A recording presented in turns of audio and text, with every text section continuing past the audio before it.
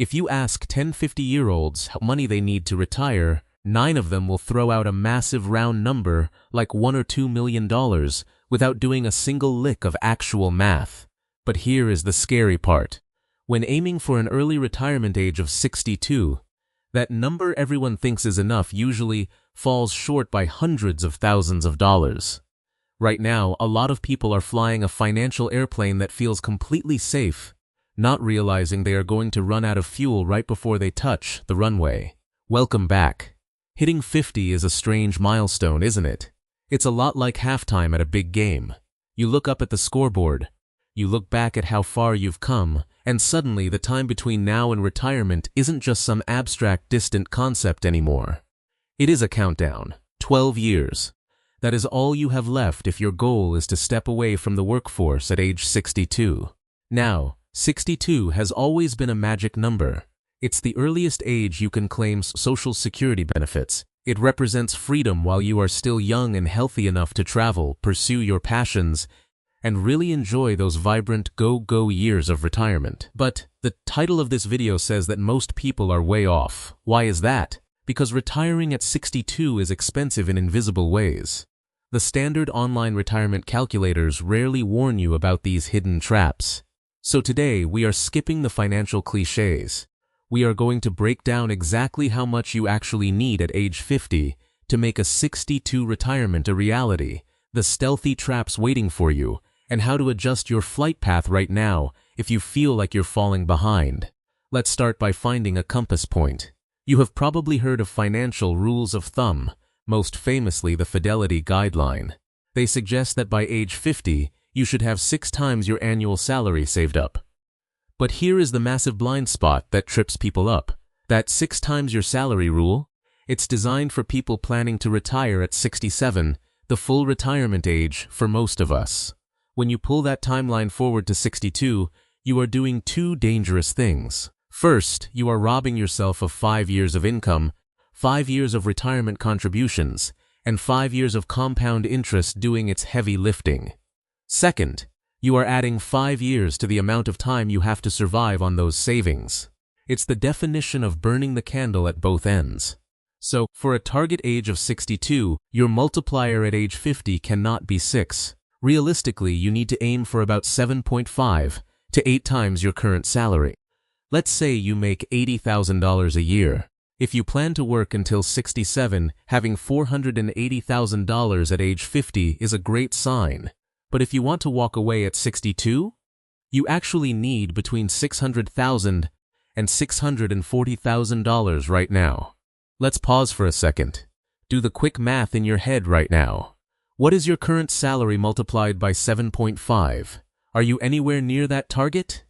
Or does it look like an unclimbable mountain? Drop down into the comments and just type on track or need to speed up. You don't have to share your personal numbers. I just want to get a pulse on how you are feeling after hearing that real-world multiplier. If you just realized you are falling short, take a deep breath. Do not panic. There is a reason the vast majority of 50-year-old Americans haven't hit this benchmark. The biggest problem isn't just a lack of saving. It's that people fail to plan for 3 stealth enemies that will absolutely ambush your budget between age 62 and 65. Stealth enemy number 1, the Social Security income trap. Yes, you can take Social Security at 62, but the government doesn't give you a free lunch. By claiming early, your monthly benefit is permanently slashed by about 30% compared to what you'd get at 67. If your full benefit was supposed to be $2,500 a month, at 62 you are only bringing home about $1,750. That difference of $750 a month, which is $9,000 a year, has to come from somewhere. It has to come out of your own portfolio every single year. For the rest of your life. Stealth enemy number 2, the tax phantom. Too many people open their 401k or traditional IRA app, look at a balance of $700,000 and think, great, I have 700 grand to spend. No, you don't. The IRS has been quietly riding in the backseat of your car for decades. They didn't tax you when you put the money in, but they will absolutely tax you when you pull it out. Have you ever looked at your retirement balance and completely forgot it was pre-tax money? Let's do a mental exercise. Look at your traditional retirement balance right now and mentally slice off 20 to 25%. That remaining chunk? That is your actual spendable money for groceries, bills, and vacations. Forgetting the tax phantom is a top reason why 50-year-olds see their plans implode when they finally turn 62. Stealth enemy number 3, the 3-year healthcare bridge. This is the ultimate early retirement killer. You retire at 62, but Medicare, federal health insurance, doesn't kick in until your 65th birthday. You have exactly 36 months where you must pay for private health insurance out of your own pocket. For a couple in their early 60s, a decent private policy can easily cost $1,500 to $2,000 a month. That is $24,000 a year. Over 3 years, you will burn through more than $70,000 just to pay insurance premiums. And that doesn't even cover your actual deductibles, co-pays, or medications. It's basically like taking on a brand new mortgage for the first 3 years of your retirement. To make this crystal clear, let's look at a fictional case study. We will call her Sarah. Sarah just turned 50. She works hard, lives a comfortable life, and dreams of retiring at 62. After accounting for taxes and cutting out her work-related expenses, Sarah realizes she needs about $6,000 a month, or $72,000 a year, to live a comfortable retirement lifestyle. Because she's claiming early at 62, her reduced Social Security will pay her $1,500 a month. That leaves a gap. Her personal investments need to generate the remaining $4,500 a month, which equals $54,000 a year. If we use the famous 4% rule, which says you can safely withdraw 4% of your savings in year 1 without running out of money, how much does Sarah need at age 62 to generate that $54,000? The math is simple. 54,000 divided by 0.04 equals $1.35 million. And remember that $70,000 healthcare bridge we talked about? Add that on top. Sarah's real target at age 62 is roughly $1.42 million. Now let's rewind the clock 12 years. Sarah is 50 right now. How much does she need today so it can grow into $1.42 million by age 62? Assuming a modest 6% return after inflation, and assuming she saves an extra $1,000 every month until retirement, the compound interest calculators tell us Sarah needs about $550,000 sitting in her accounts on her 50th birthday. If Sarah only has $200,000 right now, she is off track. If she stubbornly retires at 62 without changing her strategy, she will likely run out of money by age 75 or 80, right when going back to work is no longer an option. So, what should you do if you are falling behind? If you are feeling a little stressed right now, I want to tell you this with absolute sincerity. Age 50 is not the time to panic, it is the time to optimize. You still have a 12-year runway. That is more than a decade for compound interest, peak career earnings, and smart tax strategies to work in your favor. If your current numbers don't match your age 62 goals, you have 3 powerful levers you can pull starting. Number 1, activate catch-up contributions. One of the greatest gifts the IRS gives you when you turn 50 is the ability to make catch-up contributions. This year, on top of the standard limit for your 401k, you are allowed to contribute an extra $7,500. For an IRA, you get an extra $1,000. By maxing this out over the next 12 years, you not only save a fortune on your current taxes, but that invested cash will create a massive tailwind for your final sprint to the finish line. Lever number 2, weaponize your HSA. Remember that terrifying 3-year healthcare bridge that costs tens of thousands of dollars? If you have access to a health savings account through a high-deductible plan, stop treating it like a piggy bank for cold medicine. Treat it like a stealth retirement account. Money goes into an HSA, tax-free. It grows tax-free, and when you withdraw it for medical expenses including future Medicare premiums and some long-term care, it is completely tax-free. Max out your HSA in your 50s, pay your current medical bills with cash if you can, and let that HSA grow.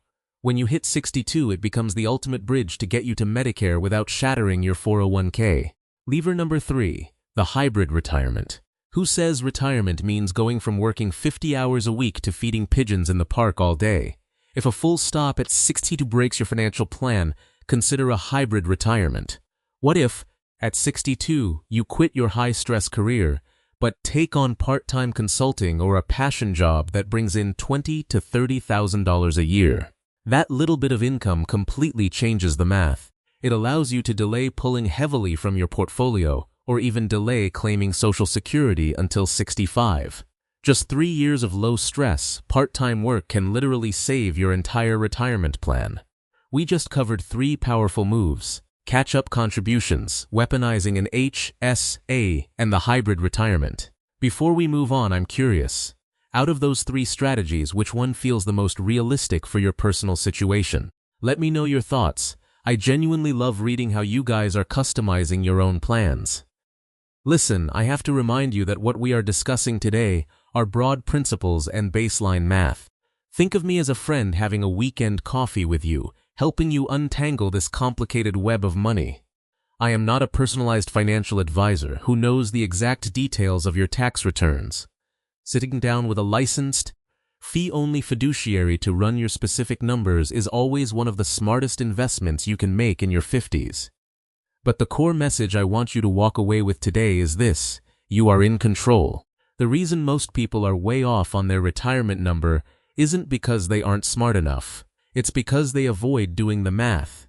They rely on hope, and hope is not a financial strategy. The truth is, retiring comfortably at 62 demands a much tighter, more disciplined plan than retiring at 67. You are asking your money to work harder for a longer period of time with less help from the government in those early years. At age 50, having 7 to 8 times your desired annual spending saved up, not just your salary, your spending is the reality check you need to sleep soundly.